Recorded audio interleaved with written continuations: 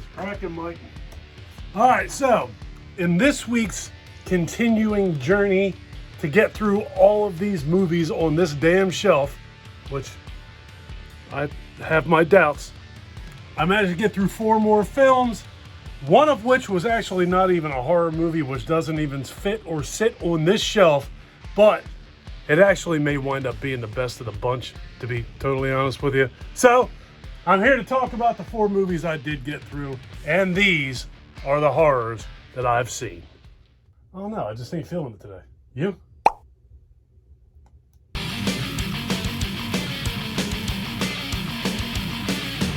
As always, I hope you guys out there are doing well, staying safe. So, the first thing that I watched this past week was something that I almost felt like I had to watch with my son.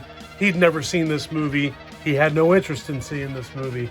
But when I tried to explain it to him, it kind of fell flat. The trailer even fell flat. But when I played Clerks for him, he absolutely loved it. Look, this movie was made for probably less than my used Mustang cost me.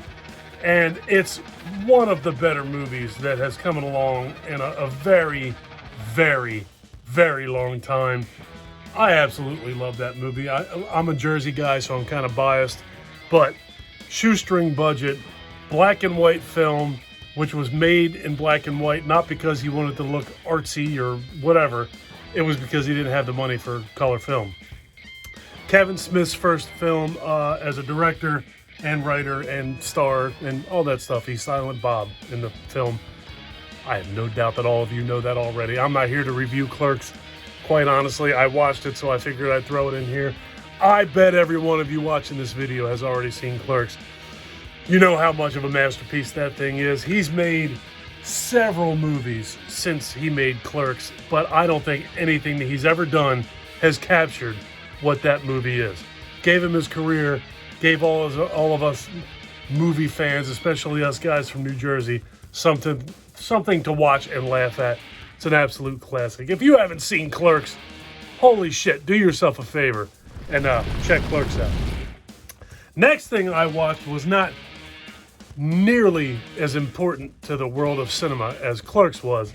Something called Rise of the Zombies with Danny Trejo in it. This is a prison zombie movie. People are trapped in a prison. They're Alcatraz, and this movie was kind of, it was all right. I mean, it wasn't anything spectacular. I'll tell you what, I was thrown for a loop in this thing, though. I mean, clearly, one would think that Danny Trejo would be like the star of the movie, and he would be the guy who conquers all and gains victory for the... No, they kill him, and it's pretty uneventful when it happens. Whatever. This movie was okay at best, man. It takes place there, and like I said, in a prison. It's a zombie outbreak. These guys are trying to get to Alcatraz to stay safe, but it ain't safe there either. Some of the practical effects were pretty good. The movie wasn't god-awful terrible, but it wasn't anything spectacular either. So if you see it, give it a shot if you want to. All right, so, and that wasn't even the worst movie I watched this week. The worst movie that I watched this week is something that is included in this little set of great scary movies. That word there is so not accurate. The movie that I watched is something called The Terror.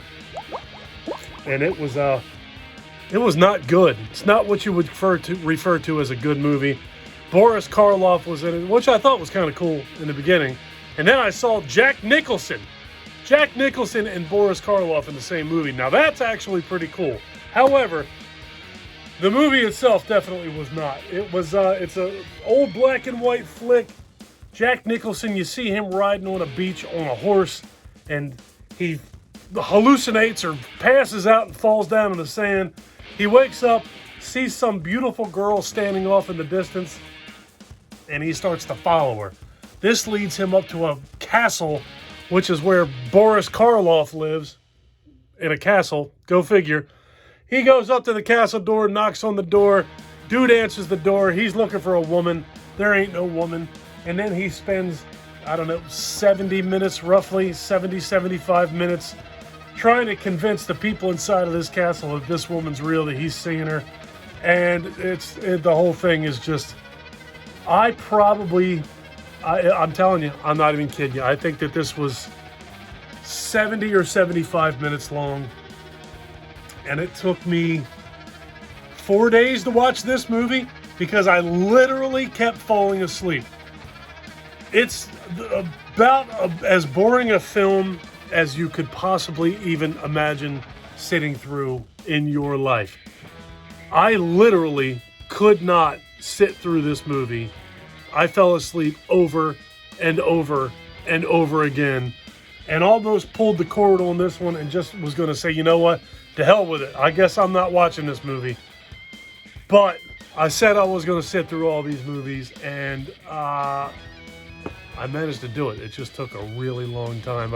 I'd fall asleep and wake up because I had to go to work, and I'd just fall asleep and go do something else.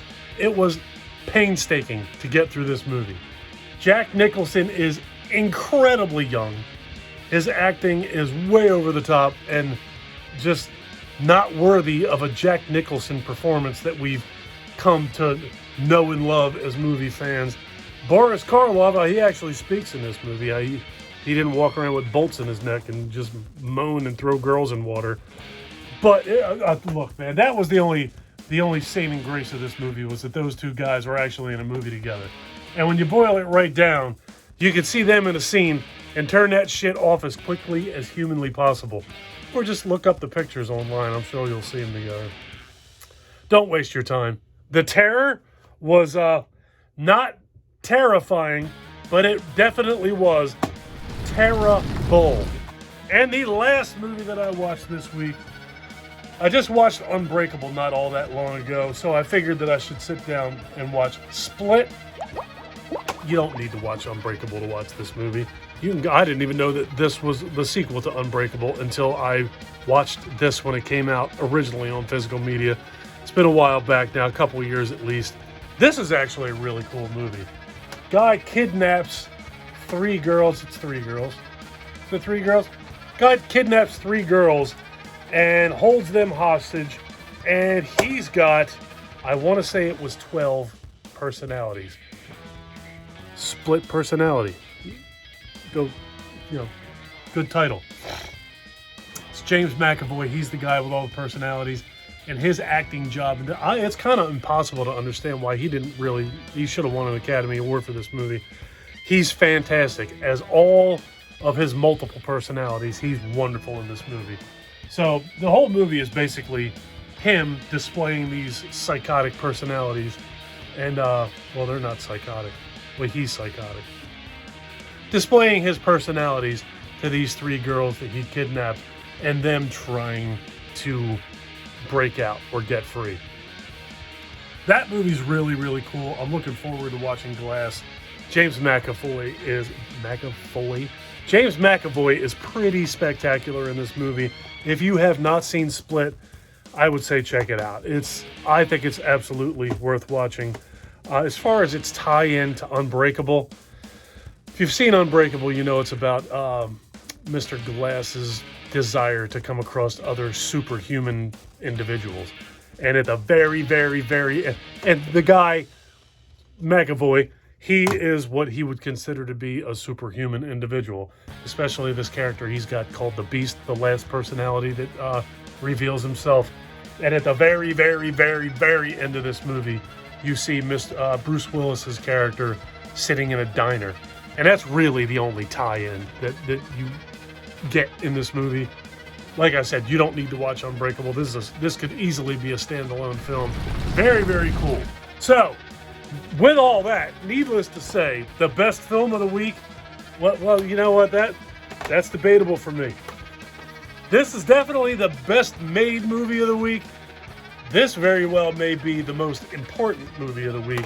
And as far as what my favorite is, it's Clerks.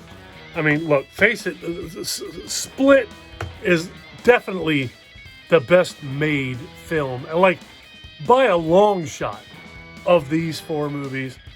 But I like Clerks more.